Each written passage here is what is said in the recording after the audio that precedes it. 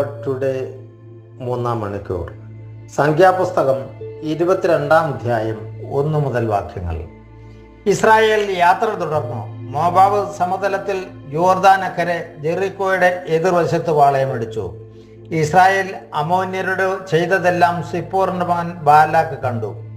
സംഖ്യാബലത്തിൽ മികച്ചു നിന്ന ഇസ്രായേലിനെ മോവാബ് ഭയപ്പെട്ടു. അവരെ പ്രതി അവൻ ഭയചകിലനായി.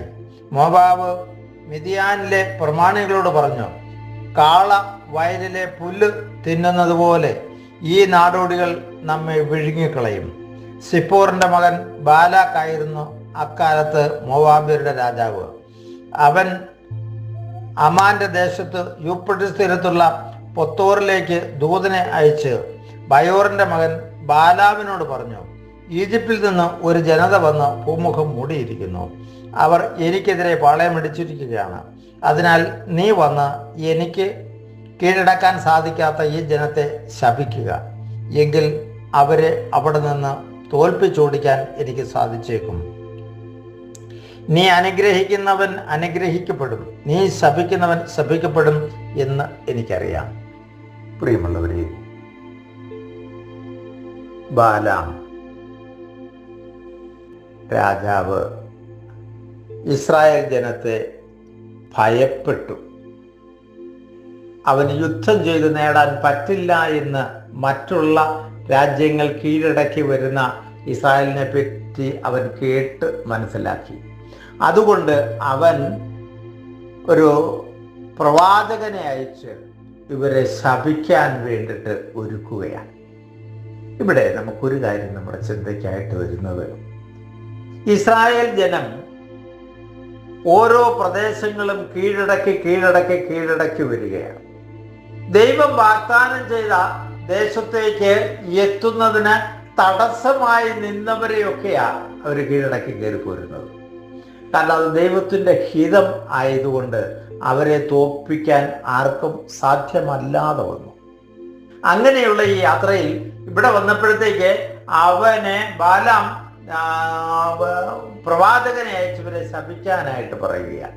പക്ഷേ അവിടെ നമുക്കൊരു കാര്യം വ്യക്തമായി ചിന്തയിലേക്ക് കടന്നു വരുമ്പം, ഈ സഹനങ്ങൾ, ഈ യുദ്ധം ചെയ്യുക എന്ന് പറയുന്നത് നിസ്സാര കാര്യമല്ലെന്ന് നമുക്കറിയാം. അനേക പരിശീലനങ്ങളും അനേക നാളത്തെ ഒരുക്കങ്ങളും അനേക സമ്പത്തും ആൾനാശവും സംഭവിക്കാൻ സാധ്യതയുള്ളതാണ്. ഇനി ജയിക്കുമോ തോക്കുമോ എന്നത് പോലും അതിനു മുമ്പ് അറിയില്ല. ദൈവം അവർക്ക് വാഗ്ദാനം കൊടുത്ത ആ വിശ്വാസത്തിൽ മാത്രമാണ് യുദ്ധത്തിനിറങ്ങുന്നത്. ദൈവം വാഗ്ദാനം ചെയ്തിരിക്കുന്നത് കീഴടക്കാൻ അവർക്ക് പറ്റുകയും ചെയ്തിട്ടുണ്ടെന്നുള്ളൂ. ഇവിടെ നമുക്ക് ഒരു കാര്യം നമ്മുടെ ചിന്തയ്ക്കായിട്ട് വരുന്നത്, സഹനങ്ങളെ പേടിച്ചോടുന്നവരാ നമ്മൾ. സഹനങ്ങൾ വേണ്ട എന്ന് പറഞ്ഞത്, സഹനമില്ലാതെ നമുക്ക് മഹത്വം തിരിച്ചറിയാൻ പറ്റില്ല. ചുമ്മാതെ കിട്ടുന്ന ഒന്നിനും വിലയില്ല എന്ന് നമുക്കറിയാം. തൊട്ട് മുമ്പുള്ള ഭാഗത്തൊക്കെ നമ്മൾ കണ്ടു, ഇസ്രായേൽ ജനത്തിന് ദൈവം മന്ന കൊടുത്തു. അവസാനം അവർ പറയുന്നത് നമുക്ക് വളരെ വ്യക്തമായി നമ്മൾ പല ആവർത്തി കേട്ടു, ഈ വിലകെട്ട അപ്പം തിന്ന് ഞങ്ങൾ മടുത്തു. ഈജിപ്തിലെ ഉള്ളിയും സവോളയും ഒക്കെ എത്രയോ നല്ലതായിരുന്നു. മന്നയെ പറ്റി പറയുമ്പം പണ്ഡിതന്മാർ പറയുന്നത് മനുഷ്യ ശരീരത്തിന് ഏറ്റവും നല്ല ഫുഡായിരുന്നു അതെന്നാണ്. ടേസ്റ്റി ആയിരുന്നു, ശരീരത്തിന് ആവശ്യമായ എല്ലാ സമീകൃതാഹാരം പോലെ എല്ലാം അടങ്ങിയ ഫുഡായിരുന്നു. പക്ഷേ അവർ പറയുന്നത് ഈ വിലകെട്ട അപ്പം തിന്ന് ഞങ്ങൾ മടുത്തു എന്നാണ്. കാരണം അവർക്ക് അതിന് വില കൊടുക്കേണ്ടി വന്നിട്ടില്ല, ദാനമായി കിട്ടുന്നതാണ്. അതേസമയം യുദ്ധം ചെയ്ത് കീഴടക്കേണ്ടി വരുമ്പോഴത്തേക്ക് ദൈവത്തെ പ്രത്യേകമായിട്ട് ഓർക്കുക. ഇപ്പം തന്നെ നമുക്ക് കാണാം, ഇസ്രായേൽ ജനം യുദ്ധം ചെയ്ത് ജയിച്ചു കഴിയുമ്പം അവർ പട്ടാളക്കാർ വട്ടം കൂടിയത് ദൈവത്തെ സ്തുതിക്കുന്ന കാണാം. അവരത്രയേറെ പെയിൻ എടുത്തിട്ട് ശത്രുവിനെ കീഴടക്കി വരുമ്പം ദൈവം അവർക്ക് വേണ്ടത് ചെയ്തു കൊടുക്കുന്നതിനെ പറ്റി വ്യക്തമായ ബോധ്യം അവർക്കുണ്ട്. അതുകൊണ്ട് അവർ ദൈവത്തെ സ്തുതിക്കുകയാണ്. പ്രിയമുള്ളവരെ, നമ്മുടെ ജീവിതത്തിലെ കഷ്ടതകളും വേദനകളും വരുമ്പം അത് ചോടാനുള്ള നമ്മുടെ വ്യഗ്രത ഇവിടെ നമ്മൾ ഒന്നുകൂടെ റീതിങ്ക് ചെയ്യേണ്ടതുണ്ട്. ദൈവം തരുന്ന സഹനം സന്തോഷത്തോടെ സ്വീകരിച്ചുകൊണ്ട് ദൈവത്തിന്റെ പദ്ധതിക്ക് ഇതാ ഞാനെന്ന് പറഞ്ഞ് കീഴടങ്ങിക്കൊണ്ട് അതിനെ അതിജീവിക്കുവാനുള്ള കരുത്ത് നേടിയാൽ അത് നമ്മുടെ ജീവിതത്തിൽ വിലയുള്ളതായി തീരും, അനുഗ്രഹത്തിന് കാരണമായി തീരും. കഷ്ടപ്പാടുകളിൽ നിന്ന് ഓടി അകലുന്നവന് വിലകെട്ട ജീവിതത്തിലേക്ക് അവൻ കടന്നു പോകും. അവന് ക്ലേശങ്ങൾ അറിയില്ല, കഷ്ടതകൾ അറിയില്ല. എല്ലാ തരത്തിലുള്ള തിന്മയുടെയും അടിമയായിട്ട് അങ്ങനെയുള്ളവർ മാറിപ്പോകുന്നത് കാണാം. ദൈവത്തെക്കുറിച്ചുള്ള ബോധ്യം നമുക്കുണ്ടാവണം. നമുക്ക് കൊച്ചുദാഹരണങ്ങൾ ഈ കാലത്തൊക്കെ നമുക്കുണ്ട്.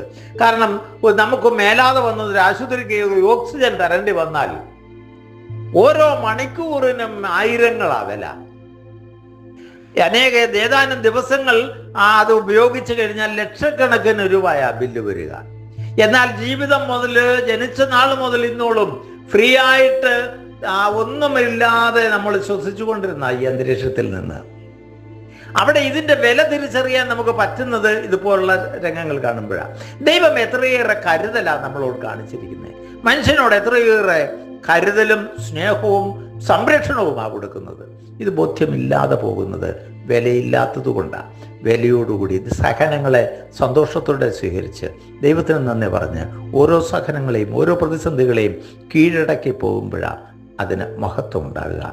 അതിനാൽ പ്രിയമുള്ളവരെ, സഹനങ്ങൾ, കുരിശുകൾ വേണ്ട എന്ന് വെക്കാതെ അത് സന്തോഷത്തോടെ സ്വീകരിക്കാനും ദൈവത്തോട് ചേർന്ന് അതിനെ അതിജീവിക്കാനുള്ള കരുത്ത് കിട്ടാൻ നമുക്ക് പ്രാർത്ഥിക്കാം. പിതാവിൻ്റെയും പുത്രൻ്റെയും പരിശുദ്ധാത്മാവിൻ്റെയും നാമത്തിൽ ആമേൻ.